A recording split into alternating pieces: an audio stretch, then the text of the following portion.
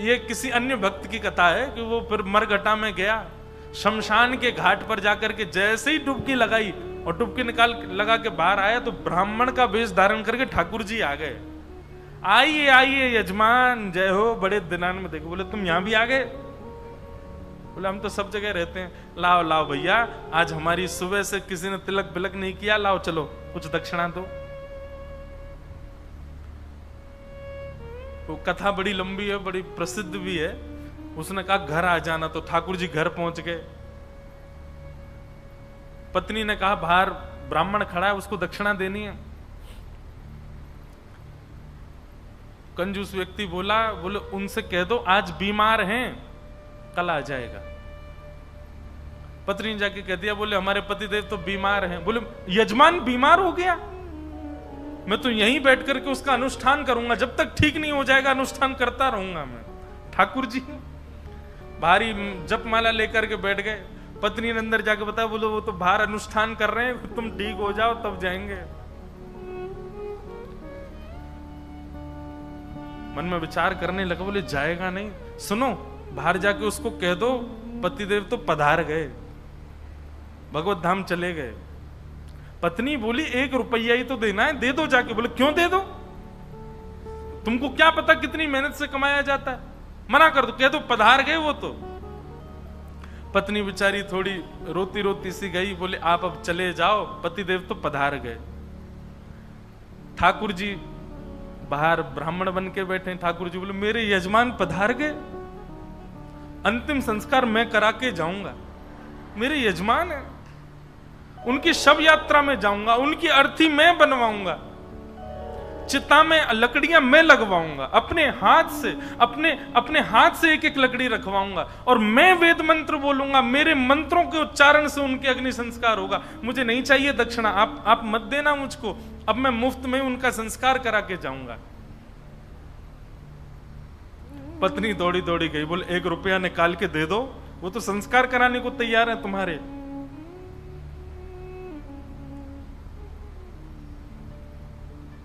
कंजूस बोला सुनो एक काम करो, अर्थी लगाओ तुम, और अर्थी बंधवा करके लेट गया। बोले चुपचाप बस ले चलो, थोड़ी दूर तक चलेगा, फिर वो चला ही जाएगा, जब दिख जाएगा ना कि हाँ ये वास्तव में मर गया है तो कुछ नहीं मांगेगा। महाराज अर्थी पर चढ़ गया, राम नाम सत्य बुलवाता हुआ जा रहा है शमशान, लेकिन 1 रुपया नहीं दे रहा है। ठाकुर जी भी चल रहे, बोले तू ढीठ है, मैं महाढीठ हूं, मैं भी लेके ही जाऊंगा। शमशान पहुंच गए, वहां पर चिता बन गई, चिता में शव को रख दिया। उसका छोटा बच्चा वो अपने पिता के पास जाके, पिताजी दे दीजिए ना, वो यहीं खड़ा है, वेद मंत्र बोल रहा है, आपके सारे तो पिंडदान करवा दिए उसने, अब दे दीजिए उसको। बोले तू कुछ मत कर, तू परिक्रमा लगा के चिता में अग्नि लगा, जैसे ही थोड़ी अग्नि प्रज्वलित होगी चला जाएगा, मैं उठ के बाहर आ जाऊंगा। बालक ने जैसी चिता में अग्नि लगाई, चिता जलने लगी। ठाकुर जी के मन में विचार आया, बोले भैया भगत, मैं हारा तू जीता, तू निकल के बाहर आ।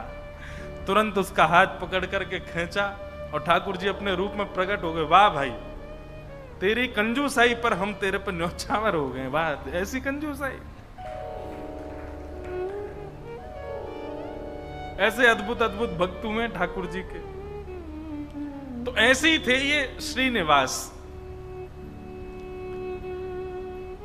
6 महीना तक ब्राह्मण को लटकाए रखा, लेकिन उसको पैसा नहीं दिया। लेकिन रोज आकर के बैठ जाएं ठाकुर जी, तो बोले मेरे बेटे का यज्ञोपवीत होना है, कुछ दे दीजिए। श्रीनिवास ने कहा इससे बचने का कोई और उपाय ढूंढना पड़ेगा। और उसने क्या किया, खोटे सिक्के जो कहीं नहीं चलते, खोटे सिक्के, पुराने सिक्के जो जिनका कहीं अस्तित्व नहीं है, जिनको कोई लेता तक नहीं है, उनकी 2 थैलियां बना करके, 2 पोटलियां बना करके रखी। और आज जैसे ही भगवान आए तो दोनों पोटलियां उनके हाथ में थमा दी। बोले ये लो पैसा, तुमने मांगा मैंने दिया, अब कल से मत आना यहां पर। ठाकुर जी तो सब जानते हैं, अंतर्यामी। भगवान ने जैसे ही देखा, कहा बोले ये तो खोटे सिक्के हैं, ये तो कहीं चलेंगे ही नहीं, इनका तो कोई प्रयोग ही नहीं होगा। बोले देखो बात हुई थी धन देने की, धन मैंने दे दिया, अब खोटा दूं अच्छा दूं ये मेरे ऊपर है। तुम मंगता हो, मैं दानी हूं, मैं चाहे जो दूं, तुम मना नहीं कर सकते, लेके जाओ इनको। ठाकुर जी बोले कृपा तो इस पर मुझे करनी है, चाहे जो हो जाए। ठाकुर जी चुपचाप श्रीनिवास के घर पहुंच गए और घर जाकर के, उनको पता था कि पत्नी परम भक्ता है, उसके आगे जाकर के ठाकुर जी तो रोने लगे और रोते रोते बोले 6 महीना से श्रीनिवास जी मुझको रोज बोल देते हैं कल आओ कल आओ कल आओ, और 6 महीना बाद आज मुझको ये फूटी हुई कौड़ियां दे दी हैं, खोटे सिक्के दे दिए, कहीं नहीं चलेंगे, मैं अपने पुत्र का कैसे करूं यज्ञोपवीत संस्कार। वो तो परम भक्ता थी, उसका हृदय तो इतना द्रवित हो गया, इतनी व्याकुल हो गई, क्या करूं, मेरे द्वार पर ब्राह्मण देवता मांगने के लिए आए हैं और 6 महीना से परेशान ब्राह्मण देवता हैं। तुरंत दौड़ करके भीतर गई और अपनी अलमारी के अंदर से उनके पिता ने एक सुंदर नासिका में पहनने वाला एक क्या बोलते हैं उसको, नथनी, वो नथनी उनको दी थी, जिसकी कीमत हजारों लाखों में थी उस समय पर। मतलब कि अगर उसको बेच दिया जाए तो खूब सारा धन लिया जा सकता था, इतनी महंगी। अंदर तिजोरी के अंदर वो छुपा करके रखी थी श्रीनिवास ने ही। तुरंत वो तिजोरी से निकाल करके और अपनी जो नथनी थी ब्राह्मण देवता को प्रदान कर दी। बोले आप इसको ले जाइए और आप अपने पुत्र का बड़े प्रेम से आनंद से यज्ञोपवीत संस्कार करो। ठाकुर जी तो बड़े प्रसन्न हो गए। ठाकुर जी उस नथनी को लेकर के सीधे श्रीनिवास की दुकान पे ही गए और दुकान पे जाके बोले देखो आपने तो खोटे सिक्के दिए, उनसे तो कोई काम बन नहीं रहा, अब मुझे एक दानी ने एक स्वर्ण की सामग्री दी है, आप उसको गिरवी रख करके मुझे 100 सोने की मोहर दे दो। श्रीनिवास बोला दिखाओ क्या दिया है। तो जैसे ही वो नथनी दी, वो नथनी तो देखते ही वो समझ गया ये तो मेरी पत्नी की है। उसने घुमा घुमा करके देखा और उसने मन में आया, बोले पत्नी है भी ऐसी, बड़ी सीधी है, भोली है, भक्त है, ये जरूर घर जा करके रोया होगा और उसने इसको निकाल, लेकिन उसने मुझसे पूछे बिना दे दी। श्रीनिवास ने कहा ठीक है मैं देता हूं, रुको। भीतर गए और अपनी दुकान की तिजोरी में ले जा करके वो नथनी श्रीनिवास ने रख दी और बाहर आकर के कहा अभी मुझ पर मोहर नहीं है, आप कल आइए, कल 100 सोने की मोहर लेकर के जाइएगा मुझसे। भगवान बोले कल दे देंगे ना आप? बोले पक्का दूंगा, मैंने आपकी रख ली ना, नथनी अपने पास रख ली, सोने की मोहर कल दूंगा, अभी जाओ। ठाकुर जी तो वहां से चले गए। श्रीनिवास क्रोध में तिलमिलाता हुआ, आंखें लाल पड़ी, चेहरे का ताम्रवर्ण हो गया, घर पहुंचा अपने। घर में जाते चिल्लाने लगा कहां हो, बाहर आओ निकल करके। पत्नी दौड़ी दौड़ी आई, क्या हुआ क्या हुआ? बोले सुनो, तुम्हारे पिता ने जो तुमको नथनी प्रदान की थी बड़ी बहुमूल्य, उसमें बहुत सारे रत्न लगे हैं, बहुत सुंदर एक हीरा लगा, जरा लेके तो आना, मुझे देखनी है वो। अब पत्नी घबराने लगी, बोली वो तो मैंने ब्राह्मण को दे दी और श्रीनिवास अपनी तिजोरी में रख करके आए थे। इधर उधर घूमने लगा और बार बार पूछे कहां है नथनी, जल्दी लेकर के आओ। पत्नी घबरावे, थोड़ी देर में बोला यदि तुम लेकर के नहीं आई तो तुमको जीवित गाड़ दूंगा मैं, तुम्हारी मृत्यु कर दूंगा मैं, जल्दी लेकर के आओ, भीतर जाओ। श्रीनिवास का क्रोध देख करके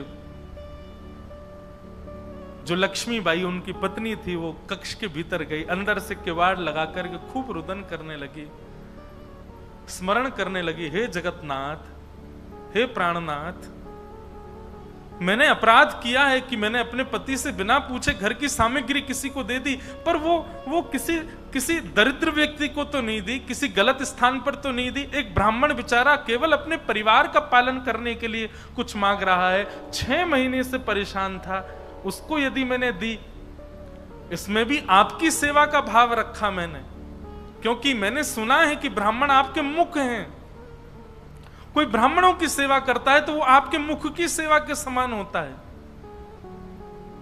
मुझसे अपराध तो हो गया है नाथ, लेकिन मैंने तो आपकी सेवा के लिए किया है। मेरे प्राण तो आज निकल जाएंगे, पति मुझे मेरे जीवित छोड़ेंगे नहीं, लेकिन मैं उनके हाथों मर कर के उन पर दोष लगे ऐसा नहीं करूंगी। मैं स्वयं अपने प्राण त्याग दूंगी।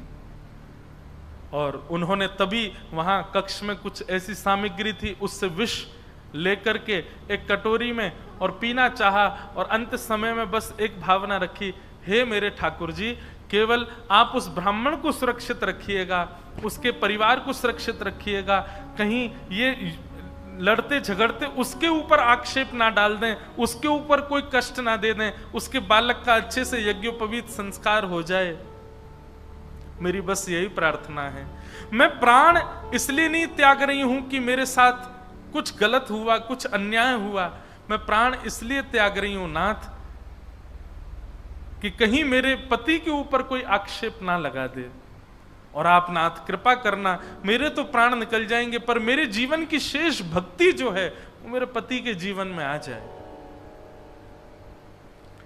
ऐसा कहते ही जैसे ही विष मुख के पास लेकर के पान करने लगी लक्ष्मीबाई, तभी एक खनक जैसी हुई, एक आवाज जैसी आई। नेत्र खोल करके देखा तो जो नथनी थी उनकी वही ऊपर से गिरी है उस विष की भरी हुई कटोरी में। नेत्र खोल करके देखा तो ये तो वही नथनी है, ये तो मेरी नथनी है, ये यहां कैसे आ गई? ठाकुर जी को बार बार धन्यवाद कहने लगे। निश्चित ही श्री ठाकुर जी ने कृपा करके ये मुझे प्रदान कर दी। तुरंत उस पात्र को दूर रख करके नथनी हाथ में लेकर के, भगवान पर विश्वास तो उनका था ही, प्रसन्न मुद्रा में द्वार खोल करके बाहर आई और बाहर आकर के श्रीनिवास जी को दिखा दी, लीजिए ये लो नथनी। अब यहां श्रीनिवास का दिमाग घूम गया। बोले नथनी तो मैं अपनी तिजोरी में रख करके आया हूं, ये अंदर से कैसे निकाल के लिए आई? उसने नथनी पकड़ी, बोले ये तुम्हारी है ना? बोले हाँ मेरी है, देखिए ना वही हीरा है, वही रत्न है, वही स्वर्ण है। श्रीनिवास बोला हाँ है तो वही। वो कुछ नहीं, बात ही नहीं करी, नथनी लेकर के सीधा अपनी दुकान पर गया और दुकान पर जाकर के तिजोरी जो कि यथावत जैसी ताला आदि लगा के गया, जनेऊ में चाबी फंसा रखी थी, चाबी निकाल करके जैसे ही तिजोरी खोली और तिजोरी खोल करके भीतर देखा तो जिस तिजोरी में नथनी रखी थी वो वहां थी ही नहीं। श्रीनिवास तो व्याकुल हो गया, बोले ये कैसे संभव हो सकता है? वो तो घर गया, घर जाकर के पत्नी से कहने लगा, बोले मुझे सब सत्य बताओ, मुझे पता है कि ये नथनी अंदर नहीं थी, लेकिन मुझे सत्य जानना है कि ये अंदर आई कैसे। मैं तुम्हारे हाथ जोड़ता हूं, मुझे सत्य बताना। तब पत्नी ने सारा वृत्तांत बताया। बोले एक ब्राह्मण 6 महीने से आपकी दुकान के चक्कर लगा रहे थे, आपने उनको कुछ नहीं दिया, वही मेरे पास आए तो मुझे कुछ नहीं मिला तो मैंने वो नथ उनको प्रदान कर दी। बस मैंने उनको प्रदान की थी, अब आपको कैसे इसका पता चला ये नहीं। तो फिर आगे श्रीनिवास ने बताया, बोलो ब्राह्मण मेरे पास आए और मेरे पास आके नथनी को उन्होंने गिरवी रखा, 100 सोने की मोहर मांगी थी, मैंने कल आने के लिए उनको कहा, मैंने तिजोरी में रखी, लेकिन तुम्हारे पास कैसे आई अंदर? पत्नी ने बताया, बोले जब आप बहुत क्रोध करने लगे तो भीतर जाकर के मैं विष पान करने की योजना बना रही थी, और जैसे ही मैंने विष अपने मुख से लगाया तभी खनक करके आवाज आई और जिस पात्र में विष था उसमें नथनी अपने आप आकर के गिर पड़ी। ये बात सुनते ही श्रीनिवास रुदन करने लगे, रोने लगे, और रुदन करते करते उनको वो बार बार ब्राह्मण की छवि दिखाई देने लगी और बार बार उसकी छवि में ठाकुर जी का रूप दिखने लगा। वो स्मृति आने लगी कि जब मैं कह देता था कल आ जाना तो बेचारे ऐसे हाथ जोड़ करके, ठीक है बाबूजी मैं कल आ जाऊंगा, पर कल आप दे देंगे ना मेरे पुत्र का यज्ञोपवीत होना है। ये सारी स्मृति श्रीनिवास के चित्त में उठने लगी।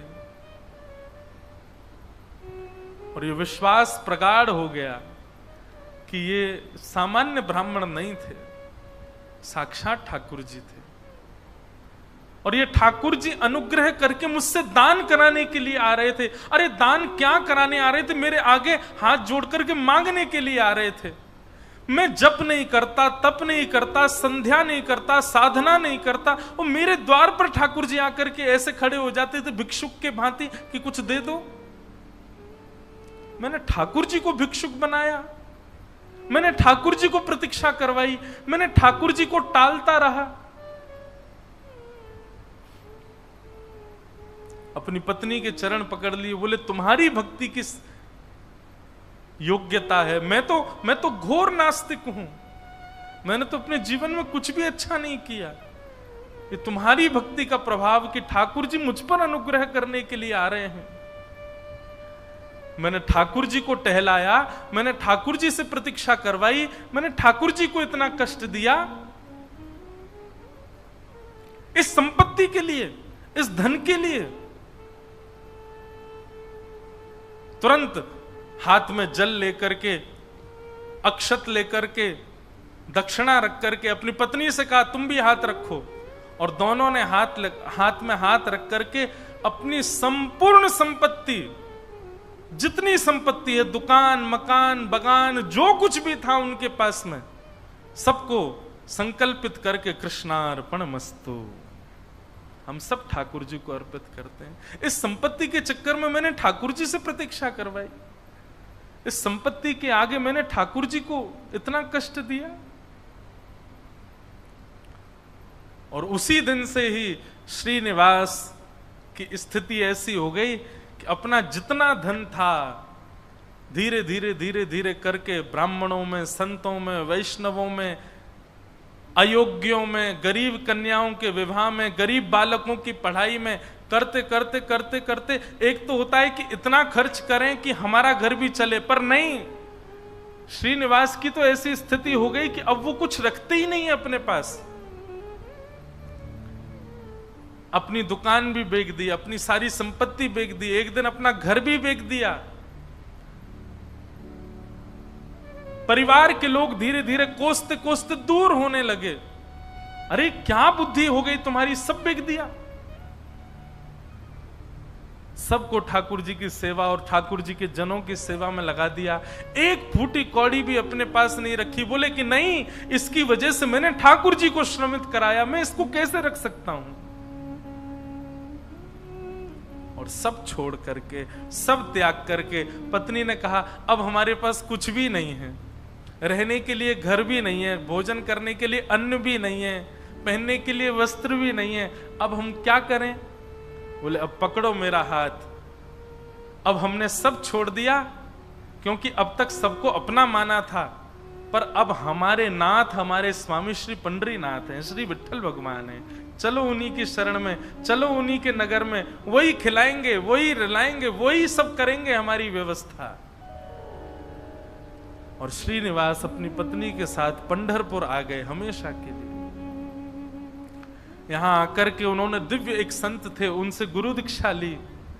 और गुरु दीक्षा लेने के बाद केवल एक ही उनका काम, दिन में जाना और जाकर के श्री पंडरीनाथ भगवान का दर्शन करना और पूरे दिन यहाँ के वैष्णवों का दर्शन, उनकी सेवा करना, यही उनका काम। दीक्षा के बाद गुरुदेव ने उनको दूसरा नाम प्रदान कर दिया। दीक्षा में एक नाम दिया जाता है, और अब तक उनका नाम श्रीनिवास था, अब उनका नाम पुरंदर दास हो गया।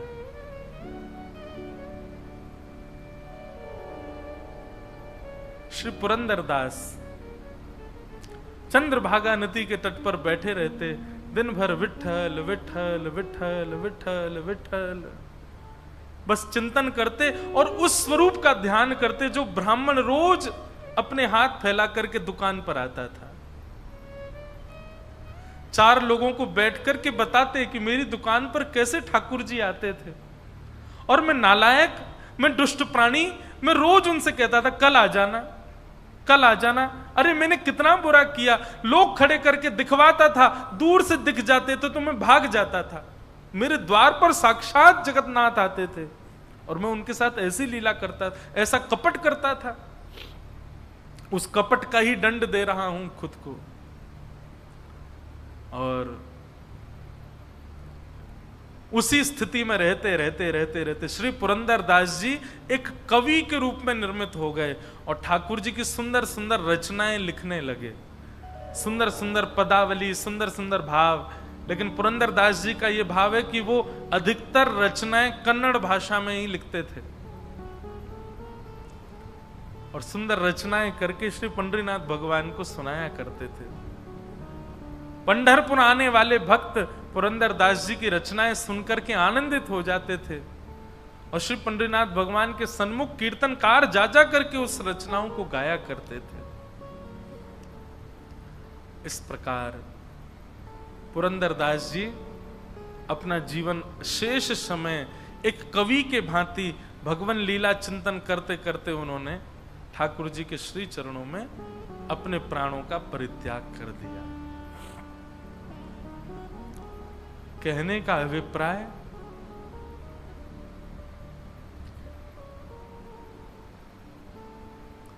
ये देखा जाता है अधिकतर कि घर में यदि माताएं बहनें भक्त स्वरूपा हैं, उनके चित्त में यदि भक्ति है तो उनकी भक्ति का प्रभाव पति पर, पुत्र पर, पिता पर और घर के जो सदस्य हैं उन पर पड़ता है और उन्हीं के भक्ति के प्रभाव से सब सुखी होते हैं। जिस प्रकार लक्ष्मीबाई की भक्ति के प्रभाव से श्रीनिवास परम भक्त हुए और परम भक्त होकर के श्री ठाकुर जी के चरणों को प्राप्त हो गए, ऐसे श्री पुरंदरदास जी को हम बारंबार प्रणाम